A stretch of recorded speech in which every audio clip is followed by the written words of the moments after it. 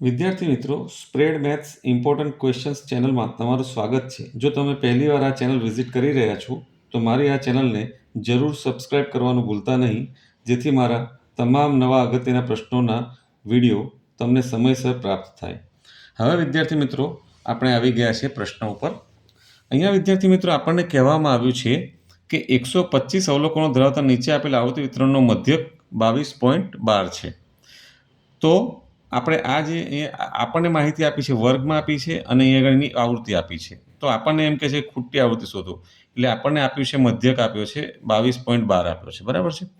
અને આપણે આ ખૂટતી આવૃત્તિ એટલે કે F1 અને F2 એની આપણે કિંમત શોધવાની છે, બરાબર છે વિદ્યાર્થી મિત્રો. એટલે સૌથી પહેલાં આપણને માહિતી આપી છે x બાર બરાબર 22.12, મધ્યક આપણને 22.12 આપ્યો છે, બરાબર. અને આપણે શોધવાનું છે F1 એટલે અજ્ઞાત આવૃત્તિ F1 અને બીજી અજ્ઞાત આવૃત્તિ F2 આપણે શોધવાની છે. હવે વિદ્યાર્થી મિત્રો, આપણને જે માહિતી આપી છે તે આધારે આપણે આવૃત્તિ વિતરણ કોષ્ટક તૈયાર કરી દીધું છે. તો અહીં આગળ આપણને વર્ગ લખી દીધા છે, આપણે એની સામે આપણે આવૃત્તિ લખી દીધી છે. હવે વિદ્યાર્થી મિત્રો, આપણે જોઈશું કે અહીંયા આગળ પહેલો વર્ગ આપણને 0 થી 4 આપ્યો છે અને બીજો વર્ગ આપણને 5 થી 9 આપ્યો છે. તો વિદ્યાર્થી મિત્રો, અહીંયા આગળ પહેલા વર્ગની ઉર્ધ્વ સીમા જે છે 4 છે અને બીજા વર્ગની અધર સીમા 5 છે. તો અહીંયા બંને ઉર્ધ્વ સીમા, પહેલા વર્ગની ઉર્ધ્વ સીમા અને બીજા વર્ગની અધર સીમા અલગ અલગ છે. એટલે અહીંયા આગળ આ બંને વર્ગો, અહીંયા આપેલા બધા વર્ગો સતત નથી. તો સૌથી પહેલાં આપણે અહીંયા વર્ગોને સતત બનાવવા પડે. તો વર્ગોને સતત બનાવવા માટે શું કરવાનું કે આજે આપણને પહેલો વર્ગ આપ્યો છે એમાં, એટલે કે દરેક વર્ગની અંદર આપણે આ જ પ્રોસેસ કરવાની રહેશે કે જે વર્ગ આપણને આપ્યો હોય એમાં જે અધર સીમા હોય એમાંથી આપણે 0.5 માઇનસ કરવાના હોય. એટલે 0માંથી આપણે 0.5 માઇનસ કરીએ તો આપણને મળે -0.5.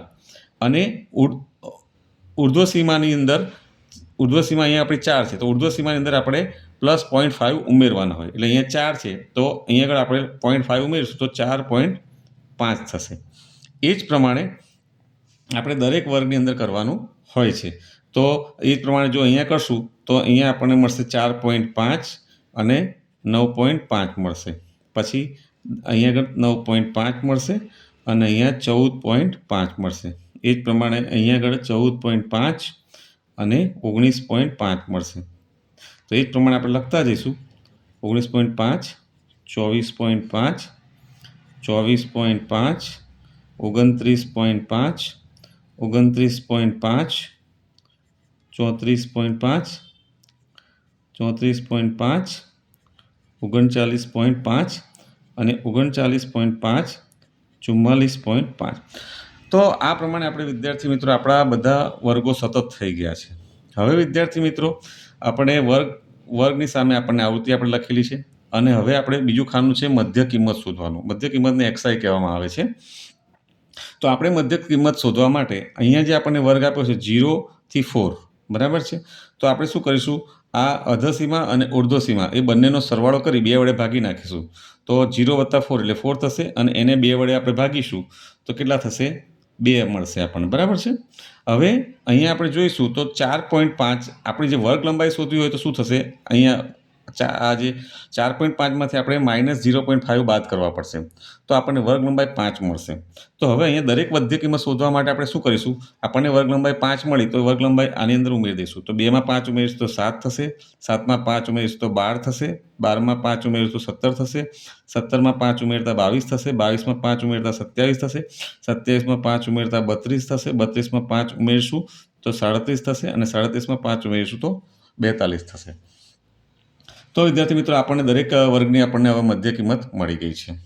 હવે વિદ્યાર્થી મિત્રો, આપણે શું કરીશું, અહીંયા આપણે બે અજ્ઞાત આવૃત્તિ F1 અને F2 આપણે શોધવાની છે. તો અહીંયા યુઆઈના ખાનાની અંદર આપણે શું કરીશું કે F1 કાં તો F2 બંનેમાંથી કોઈ પણ એક આવૃત્તિની સામેની જે મધ્ય કિંમત છે એને આપણે ધારેલા મધ્યક તરીકે લઈ લેવાની હોય છે. દાખલા તરીકે હું F1ની સામેની મધ્ય કિંમત જે 17 છે એને હું ધારેલા મધ્યક તરીકે લઉં છું. તો ધારેલા મધ્યક તરીકે જે વર્ગની મધ્ય કિંમત ધારેલા મધ્યક તરીકે લઈએ એની સામે યુઆઈના ખાનાની અંદર 0 મૂકી દેવાનું. પછી આમ ઉપરની સાઈડ જઈએ તો ઋણ પૂર્ણાંક સંખ્યાઓ લખવાની, એટલે કે -1, -2, -3. પછી નીચેની સાઈડ આપણે જઈએ તો ધન પૂર્ણાંક સંખ્યા લખીશું 1 2 3 4 અને 5. તો આ રીતે આપણને દરેક વર્ગની સામે આપણને યુઆઈની વેલ્યુ મળી ગઈ. યુઆઈ શોધવા માટેનું સૂત્ર પણ છે વિદ્યાર્થી મિત્રો, UI is equal to XI minus A. UI is equal to XI minus A upon H છે. તો તમે આ સૂત્રની મદદથી શોધશો તો પણ તમને આ જ વેલ્યુ પ્રાપ્ત થશે. પણ આ યુઆઈ શોધવાની એકદમ સહેલી રીત છે, એટલા માટે આપણે આ ગણતરી કરવાની કોઈ જરૂર નથી. હવે વિદ્યાર્થી મિત્રો, આપણે અહીંયા આગળ એફઆઈ યુઆઈ જોઈએ છે, એટલે આ જે આવૃત્તિ છે એફઆઈ કહેવાય અને આ યુઆઈ. તો આ બંનેનો આપણે ગુણાકાર કરીશું. 3 તરી -9 થશે, 8 દુ -16 થશે, પછી 12 એકા -12 થશે, પછી F1 ગુણ્યા 0 એટલે 0 થશે, 35 એકા 35, 21 દુ 42, પછી F2 ગુણ્યા 3 એટલે 3F2 થશે, અને 6 ચોક 24 થશે, અને 2 પંચા 10 થશે. હવે વિદ્યાર્થી મિત્રો, અહીંયા આગળ આપણે આ ત્રણનો જો સરવાળો કરીશું તો એ આપણને મળશે -37. અને હવે વિદ્યાર્થી મિત્રો, અહીંયા એક ધ્યાન રાખવાનું છે કે અહીંયા જે ધન સંખ્યાઓનો આપણે સરવાળો કરવાનો છે, તો એમાં આપણે આ જે છે 3F2 એ ગણવાના નથી. તો બાકી આ 4 સંખ્યાનો આપણે જો સરવાળો કરીશું તો એનો સરવાળો આવશે 111. હવે 111માંથી આપણે 37 બાદ કરીશું તો આપણને 74 મળશે, અને પ્લસ આપણે જે આ 3F2ને જે કેલ્ક્યુલેટ નથી કર્યા એને અહીંયા પ્લસ તરીકે 3F2 કરીને લખવાના રહેશે. હવે વિદ્યાર્થી મિત્રો, આ જે મળ્યું 74 પ્લસ 3F2 એને કહેવાય, આ બધા એફઆઈ યુઆઈનો સરવાળો છે, એટલે એને સિગ્મા એફઆઈ યુઆઈ કહેવામાં આવે છે. તો આપણને સિગ્મા એફઆઈ યુઆઈની કિંમત મળી 74 પ્લસ 3F2. હવે વિદ્યાર્થી મિત્રો, અહીંયા આગળ આવૃત્તિઓનો પણ આપણે સરવાળો કરીએ તો બધી આવૃત્તિઓનો આપણે જો સરવાળો કરીશું તો આપણને મળશે 87 પ્લસ F1 પ્લસ F2. હવે આ બધી આવૃત્તિનો સરવાળો હોવાથી એને આપણે સિગ્મા એફઆઈ કહેવાય. તો સિગ્મા એફઆઈ બરાબર આપણને મળ્યું 87 પ્લસ F1 પ્લસ F2. હવે વિદ્યાર્થી મિત્રો, આપણને મળ્યું છે સિગ્મા એફઆઈ બરાબર 87 પ્લસ F1 પ્લસ F2. એટલે આપણે લખીશું કે 87 પ્લસ F1 પ્લસ F2 બરાબર સિગ્મા એફઆઈ. પણ સિગ્મા એફઆઈ એટલે તો કુલ અવલોકનો. કુલ અવલોકનો આપણને વિદ્યાર્થી મિત્રો રકમની શરૂઆતમાં જ આપણને આપેલા છે કે 125 અવલોકનો કુલ અવલોકનો કહેવાશે. તો આ 125 અવલોકનોને આપણે સિગ્મા એફઆઈની જગ્યાએ લખીશું, એટલે આપણને આવું મળશે કે 87 પ્લસ F1 પ્લસ F2 બરાબર 125. ધેરફોર આપણને મળે F1 પ્લસ F2 બરાબર 125 માઇનસ 87. એટલે ધેરફોર આપણને F1 પ્લસ F2 બરાબર મળશે 38. કારણ કે 125માંથી જો આપણે 87 બાદ કરીશું તો આપણને 38 મળશે. હવે વિદ્યાર્થી મિત્રો, સતત આવૃત્તિ વિતરણ માટે અત્યારે જે આપણે જે આ રીત યુઝ કરી રહ્યા છીએ, પદ વિચલનની રીત યુઝ કરી રહ્યા છે, અને સતત આવૃત્તિ વિતરણ માટે પદ વિચલનની રીતે મધ્યક શોધવાનું સૂત્ર છે x બાર બરાબર a plus sigma FI UI upon sigma FI multiplied by h. હવે વિદ્યાર્થી મિત્રો, અહીંયા આગળ આપણને મધ્યક આપેલો જ છે. મધ્યક આપણને આપ્યો છે, કેટલો આપ્યો છે? 22.12 આપ્યો છે. એટલે એ 22.12 આપણે અહીંયા લખી દઈશું આ સૂત્રની અંદર. એટલે ધેરફોર મધ્યક બરાબર 22.12 બરાબર એ આપણે કેટલો લીધો છે? એ આપણે લીધો છે 17 ને આપણે એ તરીકે લીધો છે, ધારેલા મધ્યક તરીકે. તો અહીંયા આગળ આપણે એની જગ્યાએ કેટલા લખીશું? 17 લખીશું. પ્લસ સિગ્મા એફઆઈ યુઆઈ આપણે શોધ્યા છે 74 પ્લસ 3F2 લખીશું, 74 plus 3F2 upon sigma FI. હવે વિદ્યાર્થી મિત્રો, અહીંયા સિગ્મા એફઆઈ તરીકે આપણે 87 પ્લસ F1 પ્લસ F2 નથી લેવાના, કારણ કે અહીંયા આગળ 2 ચલ આવે છે. એટલા માટે જો 2 ચલ લઈએ તો આપણને ઉકેલ મળે નહીં. એટલા માટે આપણે એની કુલ કિંમત લઈશું, જે 125 અવલોકનો છે સિગ્મા એફઆઈ બરાબર. તો આપણે સિગ્મા એફઆઈની જગ્યાએ આપણે 125 લઈશું, ગુણ્યા આપણી વર્ગ લંબાઈ જે છે h એટલે વર્ગ લંબાઈ. તો આપણી વર્ગ લંબાઈ કેટલી છે? 5 છે. હવે વિદ્યાર્થી મિત્રો, અહીંયા 5નો છેદ 125 સાથે ઉડાડીશું તો 25 પંચા 125 થાય, એટલે આપણને છેદમાં 25 મળ્યા.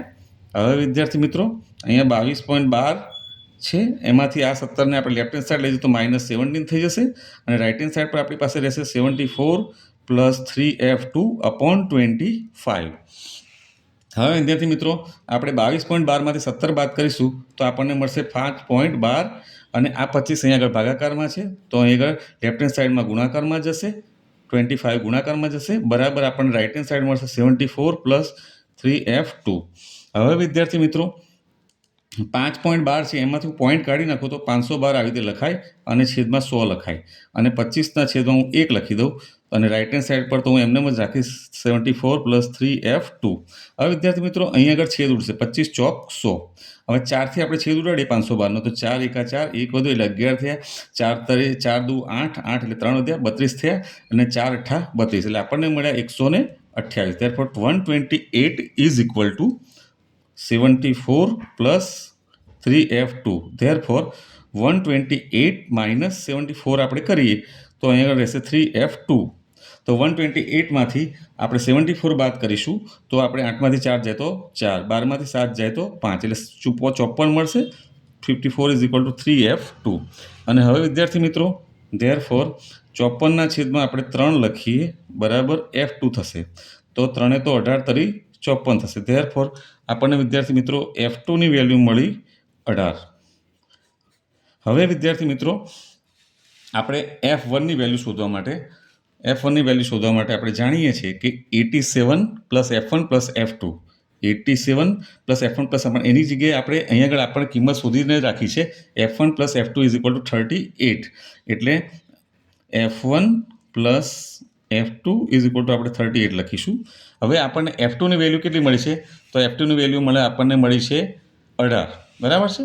તો આપણે અહીંયા આગળ લખીશું f1 + 18 = 38. therefore f1 is equal to 38 - 18 and therefore f1 બરાબર 20 મળશે આપણને. કારણ કે 38માંથી જો 18 આપણે માઇનસ કરીશું તો આપણને 20 મળશે. તો આમ વિદ્યાર્થી મિત્રો આપણને બે અજ્ઞાત આવૃત્તિ f1ની કિંમત 20 મળી અને બીજી અજ્ઞાત આવૃત્તિ f2ની કિંમત 18 મળી. તો જે આપણા માંગેલા જવાબ છે.